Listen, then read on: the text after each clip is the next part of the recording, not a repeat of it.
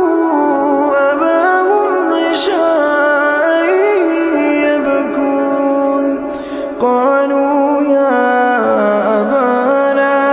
إنا ذهبنا نستبق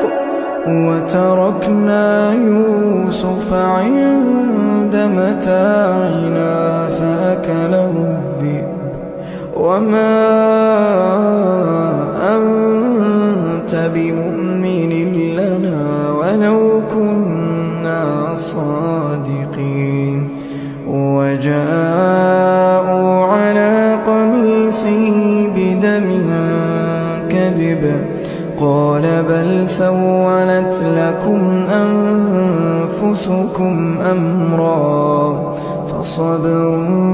جميل